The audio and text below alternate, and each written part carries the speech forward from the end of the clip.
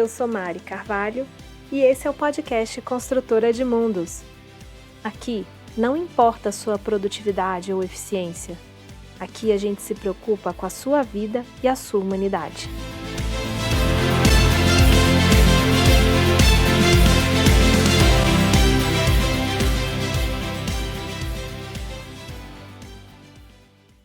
Oi pessoal, tudo jóia? Hoje é dia de casa cheia, de café cheiroso na mesa, com convidado especial. E eu queria apresentar esse convidado trazendo um conceito que eu gosto muito, especialmente para essa pessoa. A gente viu lá no episódio 1 que Aristóteles fala que a função do homem, para se tornar verdadeiramente homem, é exercitar suas virtudes para alcançar a evolução e desenvolvimento. E ele fala que uma das maiores virtudes é a coragem para poder se alcançar esse desenvolvimento. E não é fácil ser corajoso, né? A gente navega entre a covardia e a imprudência nesses momentos de omissão e disposição e de ter que tomar decisão o tempo inteiro do que a gente vai fazer. E se a gente olhar outra definição também de coragem, a gente vai para o latim e a gente chega na definição de agir com o coração. E o convidado de hoje, para mim, é extremamente corajoso, que ele vive através da educação para inovar e construir futuros que a gente quer ver e viver. Então, eu queria agradecer imensamente a presença do professor Wilson Nobre. Seja muito bem-vindo à Construtora de Mundos. E aí, fica à vontade para se apresentar. Oi, Mari. Puxa, muito... Você já me emociona só com a pergunta. Muito gostoso te ouvir, muito profundo que você traz. E muito obrigado pela consideração, pelo convite, e por esse olhar generoso que você me olha, né? Isso traz para mim uma responsabilidade de ser tão bom quanto essa pessoa que você enxerga, né?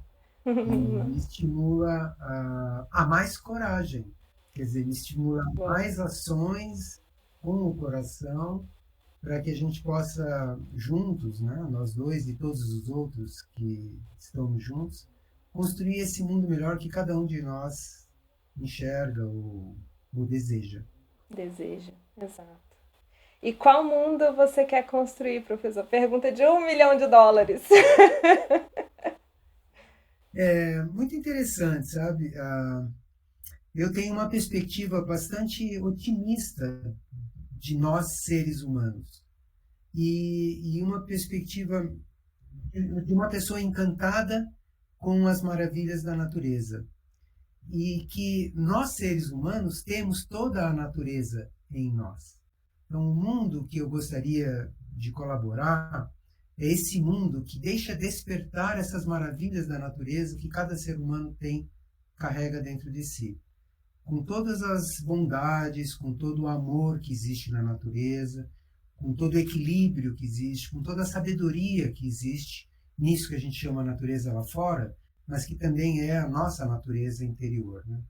Então, o mundo que eu quero ajudar a construir é esse mundo que dialoga primeiro dentro de mim mesmo, com essa minha natureza interior, mas também na relação com a natureza de todos os outros seres humanos, daqueles com quem a vida me coloca em contato.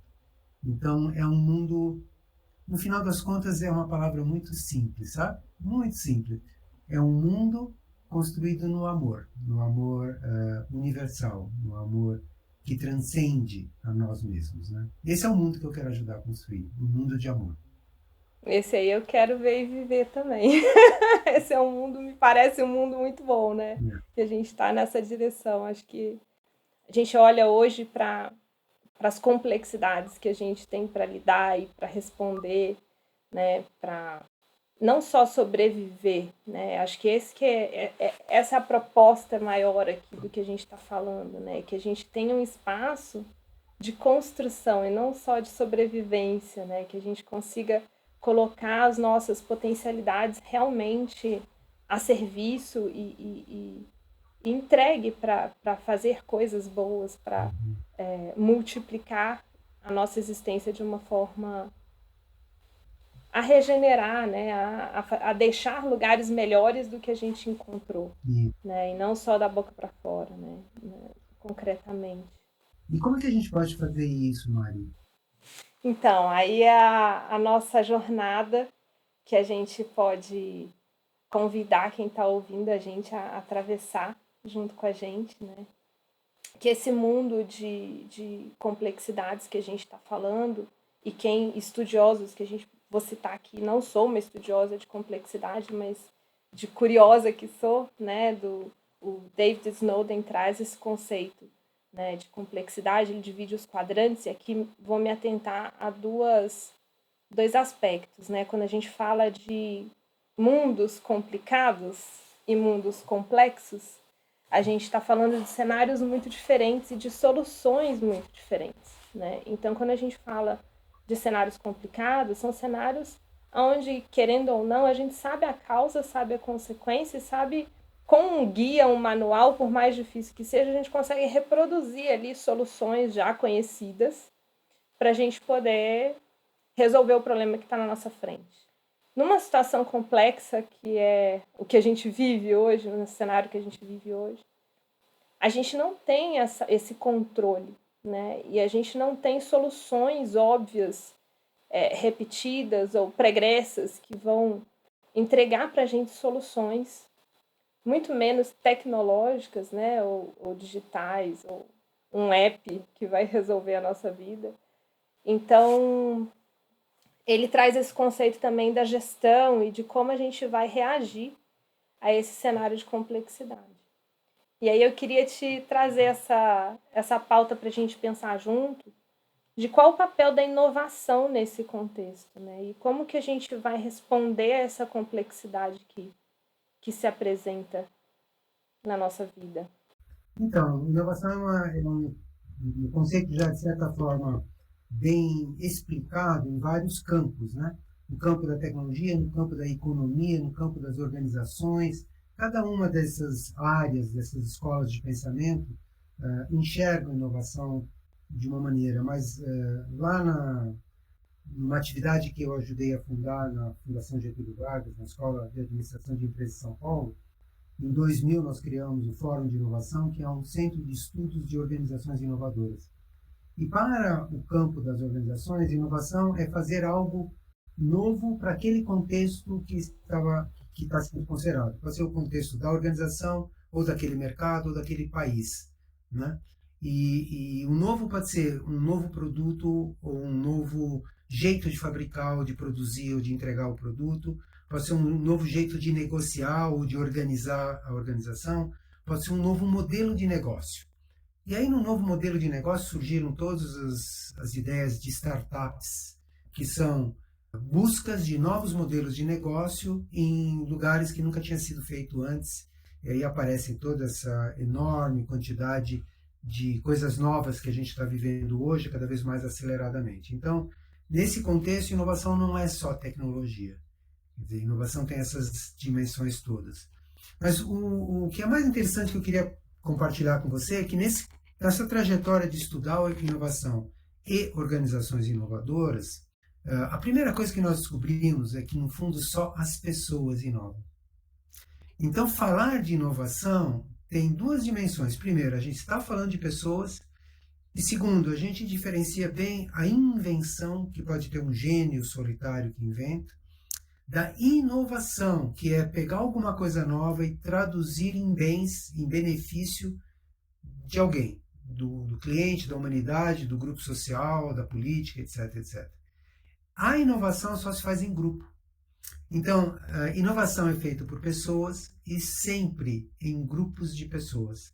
É o grupo que consegue traduzir alguma ideia e perspectiva nova em um resultado para aquela organização, para aquele grupo social, né? E aí a gente volta na atenção para as pessoas. Essa é a parte mais interessante dessa minha trajetória com inovação. Eu trabalho com inovação há mais de 40 anos. A parte mais interessante é essa perspectiva que só as pessoas inovam. E nós, seres humanos, todos temos a criatividade dentro de nós. porque é uma característica do espírito humano a criatividade. Porém, vários de nós, essa característica, como você começou traduzindo as virtudes, né? Essa característica, ela está empacotada, ela está embrulhada, ela está guardada e ela precisa vir à tona, ela precisa florescer para produzir os bens que a criatividade pode produzir. Então, o legal da descoberta nossa é que todas as pessoas podem ser inovadoras para trabalhar numa inovação, porém, nem todas estão neste momento prontas para isso. Algumas lideram e outras acompanham, né? Então, inovação é por aí, quer dizer, é pela inovação que a gente vai fazer as coisas que esse mundo novo está nos demandando, em todos os sentidos, e nos afastar um pouco daquelas coisas que a gente fez no passado, que deu certo no passado, que foram adequadas para aquele tempo do passado, qualquer que seja o passado, mas que agora não dão conta mais da complexidade que nós chegamos nesse mundo novo. Um mundo que tem toda essa evolução tecnológica, um mundo que tem 8 bilhões de pessoas e 8 bilhões de pessoas conectadas, fazendo trocas sociais. Nunca houve antes nada perto disso na história da humanidade. Nunca. Em nenhum tempo da história da humanidade teve 8 bilhões de seres humanos fazendo conexões, fazendo trocas sociais, né? Então, isso está aí, é uma condição, eu diria até maravilhosa do nosso tempo, mas ao mesmo tempo desafiante, porque muito ou quase tudo daquilo que funcionou no passado para um outro contexto do passado, agora não dá conta mais de funcionar. E a gente precisa estar com a coragem de deixar esse passado um pouco, trazer dele apenas a experiência e não o modus operandi, e mergulhar nesse futuro, né? Pular nesse futuro e construir o que é novo nesse futuro, né? Esse é o desafio do nosso tempo, é um desafio para todos nós, em qualquer campo, em qualquer área que estiver trabalhando, esse é o desafio do nosso tempo. E aí, professor, o que me chama mais atenção, né, que eu sou apaixonada por essa versão dos fatos, quando você fala sobre a gente, quem inova são as pessoas e a gente só inova coletivamente. Uhum. E eu acho que tem um poder tão grande esse coletivo, né, e essa diversidade, essa construção, como você falou, 8 bilhões de pessoas, né? Eu vi uma palestra da Rosa Alegria agora e ela estava falando isso, de nunca a gente teve 6 gerações convivendo, quanto conhecimento, quanta troca e quanta sabedoria compartilhada a gente tem hoje para poder construir, né, essas novas soluções, essas novas alternativas de caminhos que a gente pode buscar. E ao mesmo tempo, não gosto de falar mais, né, mas e também, ao mesmo tempo, os desafios para isso, né? Que eu acho que quando a gente fala de inovação e de traçar caminhos não caminhados ainda, a gente está falando também de um salto de fé, vou falar, sem estar falando de religião, essa coragem de errar, de muitas vezes não dar certo, de nem todo mundo tá na mesma direção, no mesmo propósito, na mesma causa que seja, ou não necessariamente também tem que estar, né? Cada um dentro da sua causa, dentro do seu coletivo, achando soluções, mas na minha perspectiva, é necessário, como pano de fundo, um ambiente de confiança, minimamente, para que isso possa se expressar. Né? E a gente vive numa cultura, em uma perspectiva de mundo individualista, muitas vezes muito competitiva, que o erro ele não é tolerado, né? A diferença ela não é muito bem vista, por mais que a gente fale ainda de muito de diversidade, de fale rápido, enfim, mas o que realmente está fora desse paradigma ainda tem essa perder o controle para poder acessar o que está fora realmente desse paradigma ainda é um desafio, É, né? E como que a gente consegue romper isso e criar conexões para a gente romper isso, né? Eu acho, tem a Brené Brown tem uma série no HBO Max que chama Atlas do Coração. E ela traz uma enciclopédia de emoções mesmo, né? E ela fala que uma das dificuldades para se conectar, o inimigo próximo que impede a conexão entre dois seres humanos é o controle. uhum, Que quando a gente está no controle, a gente não consegue abrir esse espaço de confiança, a gente não consegue se entregar para o erro, se colocar vulnerável para experimentar coisas novas e abrir possibilidades de inovações, de caminhos diferentes. E eu acho que tem tudo a ver com o que a gente está falando. Até me ocorreu também a própria questão da liderança, né? De se colocar vulnerável, de se colocar em conjunto desse coletivo, fazendo parte desse coletivo, para poder atravessar, né, junto essa barreira do controle. é. E aí, E professor? aí, controle é uma coisa interessante, porque é a própria, eu diria assim, o controle é um desenvolvimento social inteligente de um mundo estável, É, mundo que era linear, como foi o nosso mundo depois da, acho que desde a Revolução Industrial, o mundo sim, descende de uma forma linear. Nós agora chegamos, nos anos 2000 em diante, chegamos num mundo exponencial.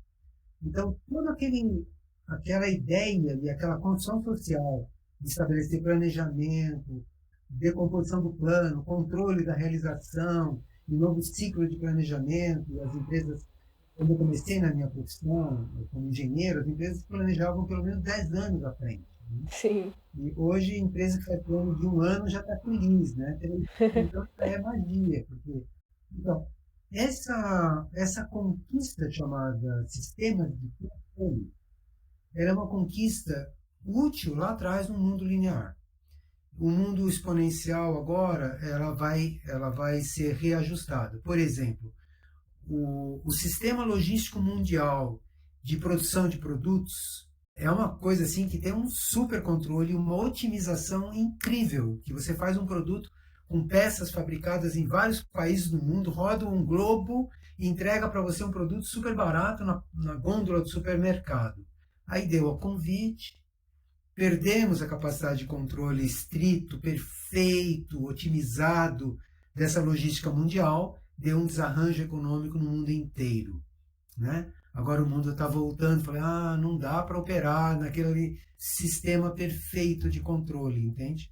Nós vamos ter que ter muito mais resiliência, nós vamos ter que ter muito mais fabricação local, etc, etc. Então, eu acho que nós estamos entrando nesse tempo novo de perceber que os paradigmas do passado que nos trouxeram até aqui, que foram construídos porque eram inteligentes, não dão mais conta do nível de complexidade que nós estamos operando daqui para frente cada vez maior.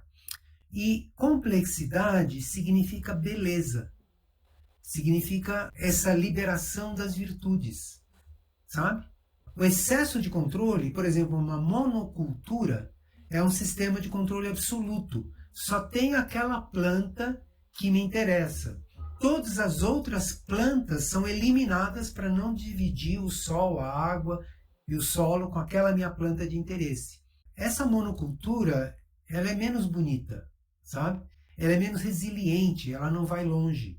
Tanto que toda hora aparece alguém que destrói aquela cultura e tem que correr atrás, enquanto que uma floresta é um sistema extremamente complexo, extremamente resiliente. Né?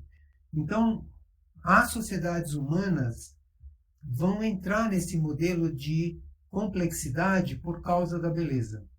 E eu volto atrás, lembrando assim que até 100 milhões de anos atrás, que não é muito tempo para o planeta Terra, uhum, uhum, as árvores elas faziam polinização pelo vento e eram árvores do tipo pinheiro, só tinha aquele tipo de polinização. De 100 milhões de anos para cá começaram a aparecer as flores. E quando apareceram as flores, apareceram os insetos.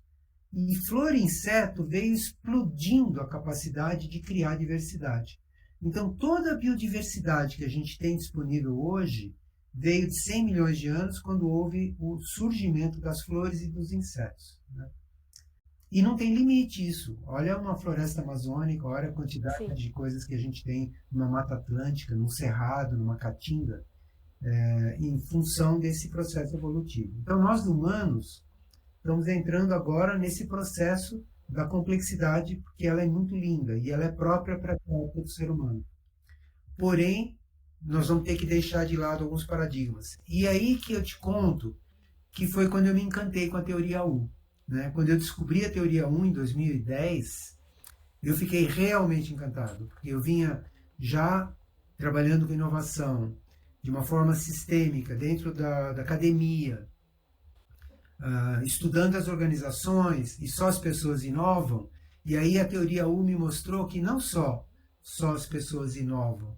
Para grupos de pessoas inovarem, elas precisam de um container de segurança, que é isso que você está falando. Quer dizer, elas precisam estar num ambiente como se fosse um container, que neste ambiente elas estão seguras para se afastar um pouco dos paradigmas dominantes, das pressões anteriores, abrir o coração, abrir a mente para aprender o que é novo, abrir o coração para se conectar com os outros seres humanos.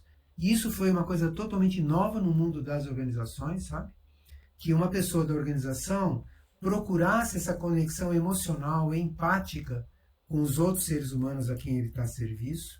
Então, o grupo que está querendo criar algo sai da organização, vai lá onde as pessoas estão vivendo e vive com elas lá, se conecta em coração com essas pessoas.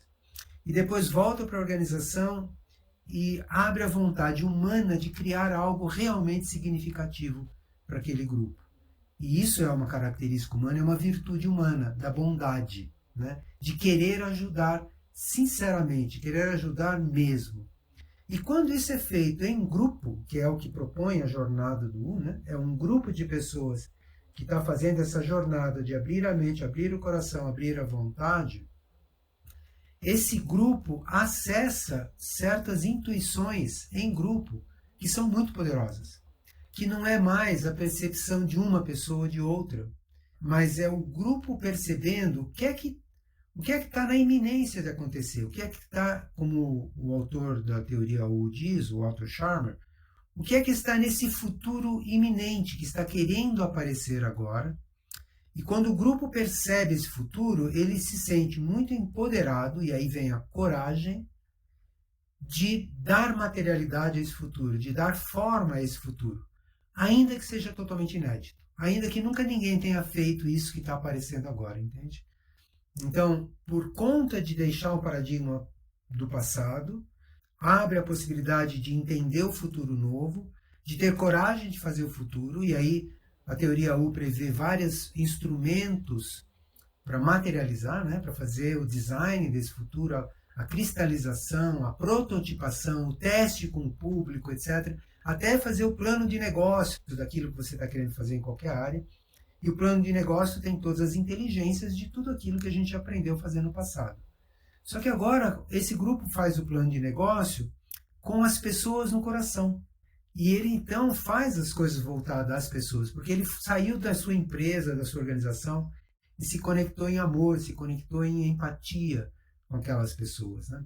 É muito poderoso, Mari, é muito poderoso você estar fazendo um plano de negócio e estar com a imagem, com a experiência, com a emoção de ter encontrado aquelas pessoas, de ter ouvido elas falarem do lugar onde elas habitam, vivem, moram, sonham. Né? E isso, eu fiquei assim absolutamente apaixonado pela teoria U, e a partir de então eu passei a apoiar todo o meu fazer de inovação, respeitando essa jornada, a jornada do U. professor, acho muito. Parece mágica, né? Quando a gente fala assim do que acontece no processo da teoria U, né? Na vivência, assim. E eu fui. Recentemente fui convidada, acho que convidada no sentido da intuição mesmo, né? Por outros sentidos a experimentar e a entender melhor da teoria U, né? Nos últimos 2 anos que eu passei por várias rupturas em vários aspectos pessoais, profissionais, e em determinado momento eu fiquei sem saber racionalmente como buscar a resposta. E eu fui convidada, me apresentaram a teoria U, porque não é da ordem da racionalidade que a gente vai ter todas as respostas. Né? E desde o iluminismo a gente vem trazendo a ciência e a razão como a resposta para tudo. E a gente se esquece de várias outras fontes de sabedoria. Né? O corpo traz uma fonte de sabedoria enorme. As emoções trazem uma sabedoria embarcada gigantesca para a gente poder acessar e conectar e deixar outras possibilidades se apresentarem. E eu acho que essa é a grande... E eu me apaixonei pela teoria U, né, nesse contexto que eu fui apresentada e apliquei a mim mesma, né, na minha vida, esse processo de como eu vou deixar emergir, então, essa possibilidade futura que está acontecendo a partir de outros tipos de sabedoria e de conhecimento, que não só o mental, que não só o racional, porque chega um momento que ele não responde mais às perguntas. Né, que tem muito a ver com controle, tem muito a ver com planejamento, tem muito a ver com o canvas na parede cheio de post-it. Chega uma hora que aquele post-it já não serve mais para nada, você não sabe por que ele está colado ali. Então, é buscar ouvir e perceber esses outros conhecimentos, acessar esse outro lugar, né? E que não é só individual. E essa é a beleza do campo, né? De quando você estabelece esse lugar de conhecimento coletivo também, que você acessa essa sabedoria coletiva de outras perspectivas, é muito poderoso como que as coisas se apresentam, as possibilidades se apresentam.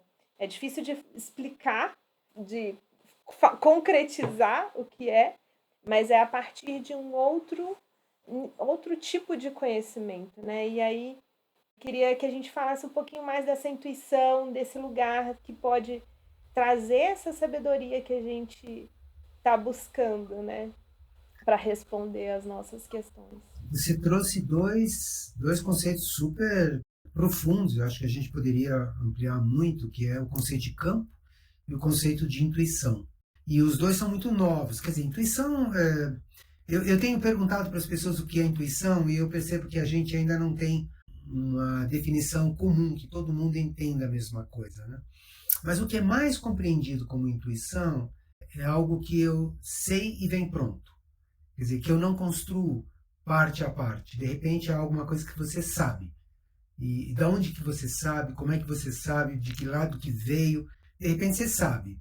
Mas que não é uma sabedoria, em geral, na maior parte das pessoas, não é uma coisa muito clara. Você sabe, mas você não tem certeza nenhuma, porque quando você confronta aquilo que você, de repente, aparece na sua cabeça, com aquilo que você constrói racionalmente, às vezes o caminho não dá para descrever facilmente. E aí você acaba abandonando o que veio pronto. Então, intuição, eu diria assim, é algo que eu sei. E eu sei da onde. Aí é que vem esse início de construção de um conceito novo chamado campo. Tá? Esse conceito, muitos autores estão falando, na realidade, na física a gente já usa o conceito de campo, né? Campo elétrico, campo magnético, campo gravitacional, etc. Quer dizer, para a física, o conceito de campo já foi criado lá atrás, há mais de 200 anos, e a gente opera esse conceito, tem até instrumento que mede o campo elétrico, o campo gravitacional da Terra, dos planetas, etc. Na física a gente dá conta. Nesse lugar mais sutil, que talvez fosse o campo das ideias, ou o campo dos pensamentos, etc., a gente ainda não tem uma definição muito clara, não tem instrumento de medida, não tem um monte de ciência que mostra, mas o autor que eu acho que melhor descreveu isso é um biólogo inglês chamado Rupert Sheldrake. O Rupert Sheldrake é um grande biólogo, grande pesquisador, escreveu e é um cara muito proeminente nessa área da biologia. E um dia ele começou a estudar e resolveu se dedicar a estudar a transmissão entre animais e humanos, principalmente com os pets, o cachorro e o gato e os seus donos. E ele acabou descobrindo que havia uma transmissão de pensamento, que o dono pensa alguma coisa e o cachorrinho capta, o cachorrinho sabe. E ele foi pesquisando e descobriu que isso acontece, inclusive, não tem distância. O dono pode estar a 10 quilômetros de casa. Quando ele pensa na casa, o cachorrinho capta e reage. E ele fez isso pesquisando cientificamente, assim, com uma câmera aqui, uma câmera ali e tal. E ele resolveu pesquisar mais e mais e mais, e ele propôs um conceito que ele diz que é temporário, que chama campo morfogenético. Morfo de forma, genético de criar. Então, é o campo que cria forma.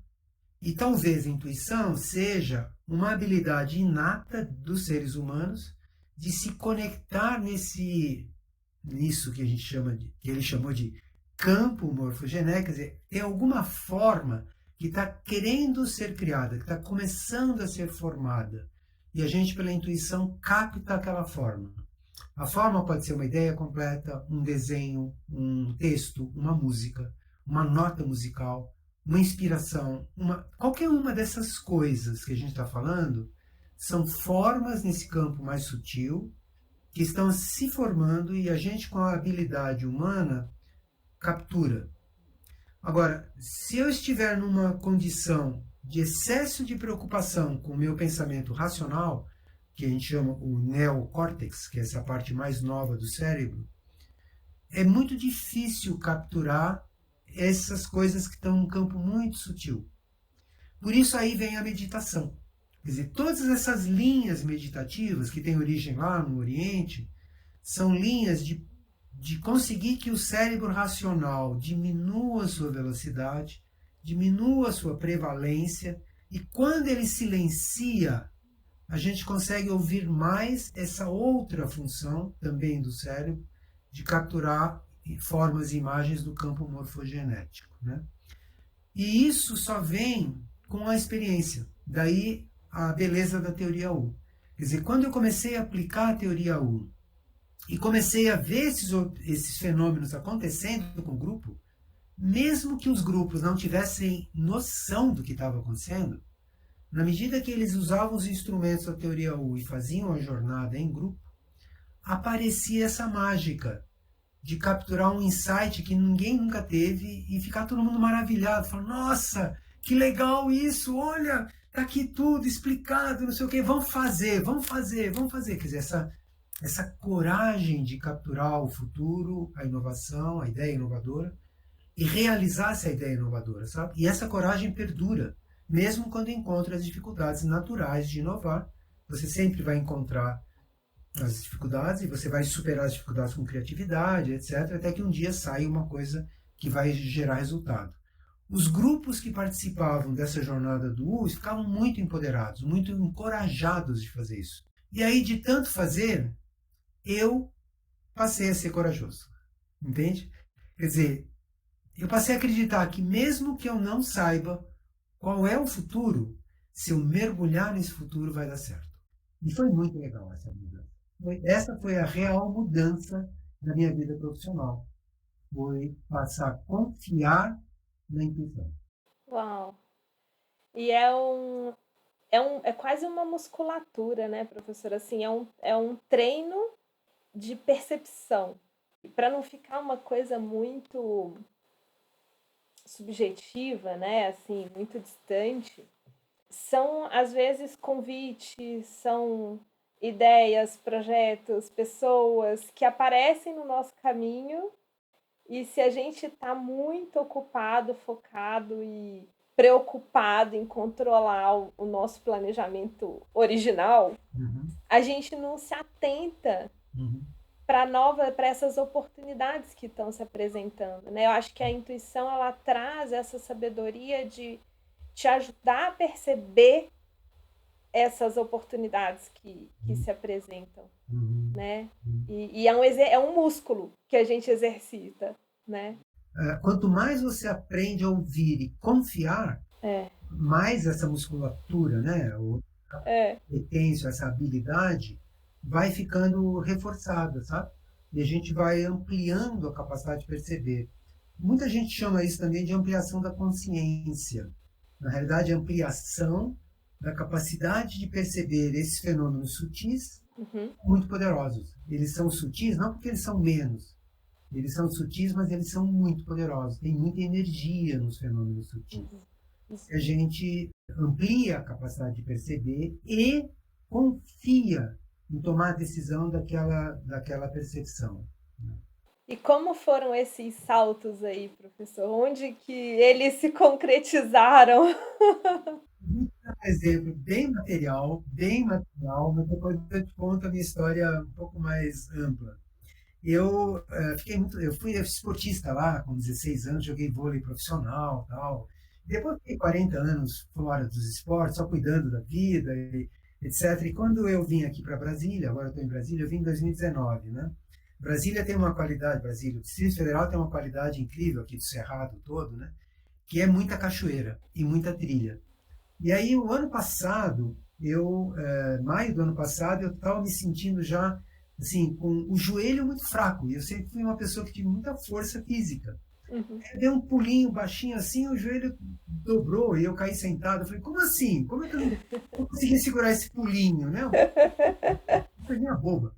Falei, ai, que coisa, não percebi que meu corpo foi enfraquecendo. Aí eu comecei a fazer trilha. Um grupo de trilhas faz trilha todo domingo de manhã, né? E eu fui percebendo, e uma dessas trilhas é uma trilha que chama aqui, muito conhecida, chama Poço Azul. Tem uma parte bem alta, assim, e o pessoal pula lá de cima. E eu olhava aquilo lá morrendo de vontade de pular. Não, mas o meu corpo não está forte, está fraquinho. E eu fui fazendo, há um pouco tempo atrás, há uns 2 meses atrás, eu criei coragem e fui lá e pulei uns 12 metros de altura, Ah, no poço, morrendo de medo, porque na hora que eu cheguei na borda mesmo, eu olhei lá para baixo e a água estava lá longe, né? O coração disparou, a respiração começou a disparar, e eu falei, nossa, o que está acontecendo comigo? Eu estou com medo, né? é. Eu falei, não, eu estou em condições. Eu já fiz, eu já vi que meu joelho ficou forte, minha perna está forte, meu corpo está forte, eu posso fazer, né? E aí eu pulei e foi maravilhoso. Foi uma sensação absolutamente incrível vencer essa questão do pulo, né, da queda. E é um pouco isso que eu tenho feito desde que eu vim a Brasília. De repente, lá pelas tantas, me veio um convite, eu estava totalmente sem plano nenhum, me veio um convite para assumir uma posição dentro de um órgão da administração direta, no caso do MEC, Ministério da Educação, e eu não fiz nenhum plano, eu tinha vindo aqui para fazer outras coisas, Uhum. aí apareceu o convite e eu tinha que largar tudo que eu fazia em São Paulo, etc. E eu senti, pela intuição, que era um convite da vida. Porque ali dentro do MEC, na função que estavam me chamando, eu poderia fazer uma contribuição para a educação extremamente maior do que aquela que eu fazia 20 e tantos anos dentro da sala de aula. E eu resolvi pular. Eu resolvi vir para cá no dia 2 de janeiro de 19. Eu estava aqui morando, meio morando, né, no hotel, etc. E depois disso eu percebi que era aqui meu lugar, nessa nova fase da vida, porque eu trabalhei profissionalmente sempre com empresas, com iniciativa privada, e de repente eu estava pronto, profissionalmente pronto, para ajudar no setor público, que é um setor que precisa de muita inovação, precisa de muita ajuda, né? E, e claramente esse foi o chamado que a vida me fez e aqui eu podia continuar colaborando, né? Aí resolvi ficar, e estou em Brasília até então, fazendo vários projetos super interessantes, super bonitos.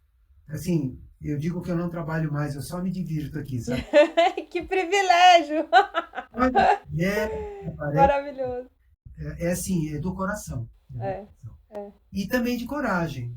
Te conto, um dos projetos assim bem desafiantes foi quando me convidaram para fazer uma facilitação de um grupo de 600 pessoas para falar sobre política pública para o Distrito Federal com horizonte 2030. Então era juntar num auditório grandão lá 600 pessoas para perguntar para essas pessoas, cidadão comum da cidade, Uhum. o que é que você imagina como o Distrito Federal em 2030? Para derivar daí, esse sonho das pessoas, derivar quais políticas públicas precisam ser desenhadas, implantadas, para que em 2030 o Distrito Federal seja esse que o cidadão sonha, né? E eu estava super feliz, fazer uma reunião de 600 pessoas, já tinha feito outra um pouco antes, tal. Isso foi fevereiro de 2019, estava marcado para o dia 28 de março de 2019. Quando chegou em 12 de março de 2019, Covid, lockdown, para tudo, Nossa. encerra tudo, né? E aí, aquela loucura, todos nós passamos aquela loucura, É. não sabia o que fazer, e lá pelas tantas eu falei, vamos fazer online. E aí o pessoal falou, de jeito nenhum. Como online? O que quer dizer fazer online? Eu falei, online, vamos usar o Zoom, chama as pessoas. Para Não, 600 pessoas? isso não funciona. Não funciona, eu não tinha coragem. Eu Aham, tinha aham, musculatura, porque eu usava o Zoom desde 2013, aham, usava em aula, etc, etc. Então eu estava com o joelho forte, sabe, aham. para fazer isso. E foi Uau. legal, porque a pessoa que era o líder disso era muito corajoso que nem eu. Ele falou, vamos. Topou. E os assessores deles ficaram apavoradíssimos, falou, vai. Eu tô, Saíram correndo. quando me deixou sozinho, eu falei, que beleza, sozinho. Agora é minha hora. Agora que eu faço? E, ó, 16 de maio, nós fizemos a primeira reunião dessa jornada com 370 pessoas no Zoom, Uau. pessoas de todos os campos, da cidade inteira, de, assim, pessoas que nunca tinham visto nada parecido, usando um celular, um computador, sabe? Nós tivemos um baita de um esforço assim, gigantesco Uhum. de preparar as pessoas para elas entrarem no Zoom, para poderem compartilhar. Convidei um monte de amigos, facilitadores, foi um negócio assim absolutamente incrível. E eu aprendi algo que me deixou muito mais confiante, que é quando eu conseguia levar as pessoas em 2030, a gente tem algumas técnicas de fazer projeção de futuro, mas não pensar no futuro, mas ir no futuro, estar no futuro. Então tem uma certa sequência em que eu punha grupos de 6 pessoas juntas para depois compartilhar. Eu falo, você está em 2030. Qual é esse Distrito Federal, o seu lugar, o seu bairro, ali, a sua quadra, que você está enxergando agora que você está com seus pés em 2030? E aí fazia toda uma dinâmica para as pessoas não voltarem, não saírem de 2030 e compartilharem entre si. Ah, o meu bairro está sendo, eu estou vendo isso, eu estou vendo aquilo, cada um vendo a sua projeção de sonho. E aí eu fiquei encantado, porque todas as pessoas, indistintamente de classe social, formação intelectual, quantidade de dinheiro na conta bancária, cor da pele, homem, mulher, jovem, velho, adulto, todos combinavam um mundo melhor em 2030. Todos. E foi muito emocionante. Muito. Muitas pessoas voltavam realmente chorando dessa experiência. Uau. De encontrar o outro ser humano que eles não imaginavam, pois pessoas estavam se encontrando via Zoom, Primeira vez, né? telinha, primeira vez, e se vendo como seres humanos iguais, que sonhavam as mesmas coisas. É. Foi muito lindo, muito lindo. Foi só porque eu tive a coragem de fazer, entende? Sim, Eu tive a coragem porque eu estava com a musculatura em ordem para usar o Zoom, para fazer dinâmica, sim. usando teoria U, usando o outro café, todas essas coisas de facilitação, né? Uhum. Muita gente está preparada. Nós temos um time enorme no Brasil de gente super equipada para fazer isso, né? Mas eu aceitei o convite e o desafio da vida e foi assim, acho que a experiência mais forte que eu tive foi encontrar seres humanos lindos, maravilhosos, desvinculados de todas essas maldades que foram colocadas no convívio social nosso, né? Então você me perguntou qual é o mundo que eu quero criar? É. Desses seres humanos que eu encontrei hoje, aqui, no lugar onde eu vivo, sabe? Desses seres humanos que estão dentro de cada um de nós, que é só ajudá-los a deixar florescer e será um mundo absolutamente maravilhoso. É, professor, olha, me lembrei de um psicólogo, ele é junguiano, se chama Marlon Reikdal. Ele tem um canal no YouTube. E durante a pandemia, você estava falando da pandemia também, né? E aí eu acabei conectando esse assunto. Ele fez uma forma de ajudar as pessoas a passarem pela pandemia, né, da melhor maneira possível. Ele fez uma série de lives que estão gravadas e podem ser acessadas, e eu curti muito o conteúdo, assim, gostei muito do que ele estava produzindo, chama Vai Pra Dentro. E, enfim, ele estava usando a psicologia junguiana para fazer essa ferramenta. E uma coisa que me chamou a atenção do que você trouxe é que ele fala assim, que a gente, quando a gente está verdadeiramente vestido de todas as nossas luzes e sombras, né? Quando a gente é capaz de entender que a gente também é falho e a gente também é potencialmente maravilhoso, né? A gente consegue fazer parte do todo e a gente consegue se conectar. E ver que esse outro ser humano do outro lado é igual e a gente não é nem maior nem menor. E de fato a gente está aqui para construir esse futuro, né? Então, quando você fala que esse grupo tão distinto, tão grande, mas ao mesmo tempo tão imbuído do mesmo propósito, quando colocado em um ambiente de confiança, Isso. quando permitido sonhar, porque eu acho que uma das coisas mais cruéis hoje em dia é que a gente está quase proibido de sonhar, né? Quando a gente sonha, a gente é chamado de doido. Eu acho isso tão cruel, né? A gente, poxa, vamos sonhar. Quais são os nossos sonhos desse futuro de 2030, 2050, 2000 que seja, né? Quais são os futuros desejáveis? Para que lado a gente está indo, né? E, e voltando também à sua primeira resposta lá, a partir do amor, Isso. né? Eu acho que essa é a maior tecnologia embarcada que a gente tem, que a gente pode acionar para fazer como pano de fundo de todos os futuros possíveis que a gente quer construir, né? É isso mesmo. E você sabe que eu voltei a pesquisar um ano depois que a gente terminou, nós terminamos 15 de abril essa parte do projeto, Uhum. e um ano depois eu voltei a pesquisar essas pessoas e vários dos projetos que nasceram desse repensar, o repensar não é só sonhar, depois eles iam, montavam um canvas do projeto e depois punham o projeto em andamento, vários deles estavam andando absolutamente sozinhos, sem nenhuma ajuda do poder público. Uau, Né? Quer dizer, aquelas pessoas entenderam e se empoderaram de que era possível fazerem algo que estava na mão delas ali, no seu entorno. Né?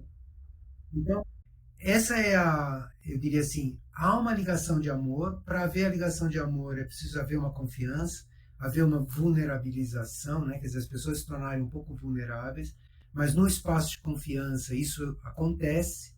Aí a gente encontra o outro ser humano e o outro ser humano é um ser maravilhoso, é lindo, né? Todos nós seres humanos somos lindos, né? E quando esses seres humanos se encontram, eles se empoderam de falar, vamos fazer isso que cabe a gente fazer agora, sabe? E esse é alguma coisa muito, muito possível, é uma coisa que está aí, a gente pode fazer. E eu sou muito otimista, sabe, Mari? Eu vejo uma série de mudanças acontecendo que estão preparando o ambiente, preparando a base para isso. Ao mesmo tempo, tem muitas coisas que prejudicam bastante, né? Mas talvez seja o preço de uma transição para ir para esse lugar em que essa coisa boa que nós seres humanos temos está vindo à tona, né? Então você veja, uma coisa que talvez seja a transição. Olha a quantidade de pessoas que têm um pet. Todas as pessoas que têm um pet, isso você volta 40 anos atrás, no Brasil não existia. Alguém tinha uma casa grande, um quintal grande, um cachorrão, não pet. Era o sistema de segurança, né? Não era o pet. Todas as pessoas que hoje têm um pet, elas estão deixando despertar em seus corações um amor a um ser da natureza. E é um amor genuíno, é um amor correspondido. Então, tudo bem, hoje eu posso até fazer uma crítica, né? Tantas crianças precisam receber amor, a gente pode até ir para esse lugar, mas de fato o que está acontecendo é que milhões e milhões de pessoas estão tendo uma oportunidade de despertar o amor que tem em si por um outro ser da natureza. E à medida que ela desperta esse amor por um outro ser, o seu pet, que é propriedade, ela também tem pelo passarinho, que não é propriedade, pela anta, pela onça, pelos microbiomas, pelos biomas, pela floresta, etc, etc. E você vê, é uma ação que não nasceu intencional de lugar nenhum. Ela é uma ação do nosso tempo. Até se pode dizer, é uma ação comercial, porque o PET virou um grande negócio econômico, né? Tem um giro econômico muito grande em torno desse negócio do PET, mas de fato está treinando todas essas pessoas a deixar emergir no seu coração o amor incondicional a um outro ser da natureza. Isso para mim é uma demonstração desse tempo maravilhoso que a gente está entrando, sabe? Que estão acontecendo coisas incríveis, mas que o excesso de atenção dirigida por outros interesses não nos permite perceber essas coisas maravilhosas que estão acontecendo. Sim. Eu acho que até a nossa vida tão desconectada da natureza, né? A gente se percebe fora da natureza, né? Algo não natureza, né? E essa reconexão aos pouquinhos, Uhum. eu acho que reencaixa a gente nesse lugar de interdependência, né? Uhum. E aí começa a fazer sentido quando você faz parte do todo e você se reconecta, esse portal se abre, né, para a gente poder pensar nessas outras possibilidades de futuro coletivo, né? Acho muito maravilhoso. Se você ainda me permitir, eu te conto uma última história, que é a história que eu trouxe lá como um projeto do nosso curso lá no Uruguai, no curso de Teoria 1, que é um projeto que eu chamei de Cuidar de Quem Cuida. Esse projeto é muito legal porque eu tenho visto assim muitas pessoas que querem transformar o mundo, como você, eu e tantos outros, né? Que à medida em que passam por frustrações, e tem muita chance de a gente passar por frustrações, porque está muito difícil essa passagem, esse momento, tem muito sofrimento no mundo, e a gente se conecta em amor às outras pessoas que sofrem, e a gente sofre junto, né? Por causa da compaixão. Uhum. E sofre no corpo, sofre inclusive na mente, sofre em depressão. E muitos de nós estão entrando em lugares que são prejudiciais, então eu entendi que havia uma necessidade de a gente criar um espaço de cuidado, coisa que no mundo da saúde, enfermeiros, médicos, essas coisas estiveram muito claro, no mundo da psicologia, muito claro, psicólogos, psiquiatras, eles têm uma ação muito demandante lá na ponta, Uhum. e uma retaguarda que cuida deles, né? Mas no mundo das organizações, no mundo desse fazer nosso, não existe. Então eu resolvi criar um começo de um projeto chamado Cuidar de Quem Cuida. Fizemos o primeiro protótipo indo lá para a Chapada dos Guimarães, aqui em Alto Paraíso, numa aldeia indígena chamada Aldeia Multiétnica. E nessa aldeia passamos um fim de semana só em contato com a natureza do Cerrado, com fazenda, com cachoeira, trilha, com a intenção de descobrir como é que a gente cuida de nós mesmos, né?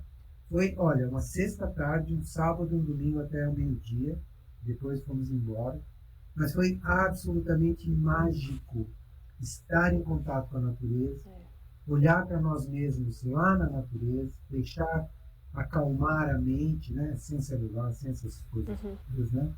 Formar um espaço de segurança, então imediatamente aquele grupo se sentiu super conectado, super afetuoso, né?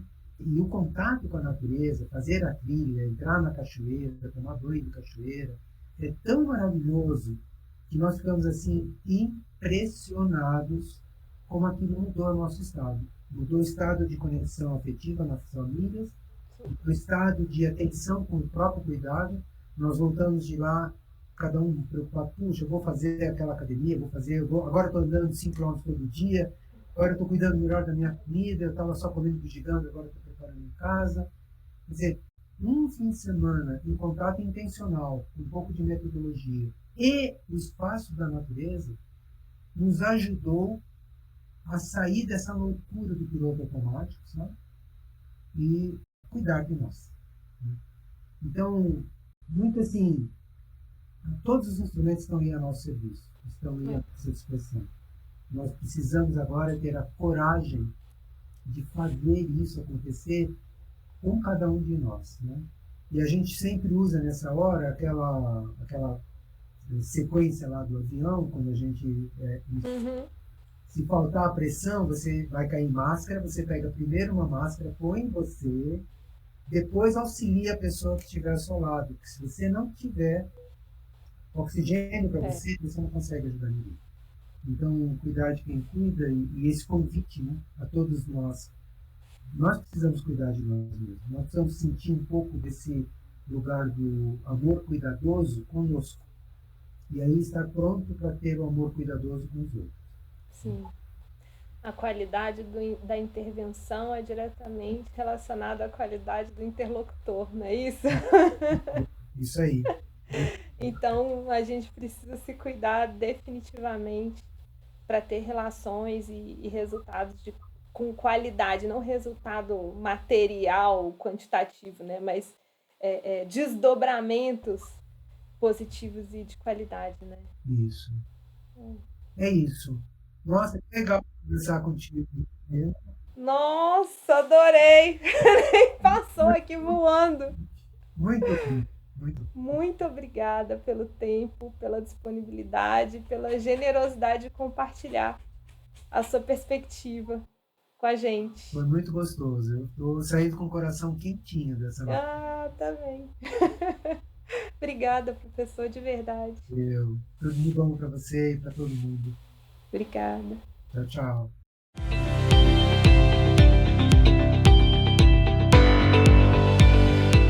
Esse foi mais um episódio para inspirar a construção de mundos que queremos ver e viver.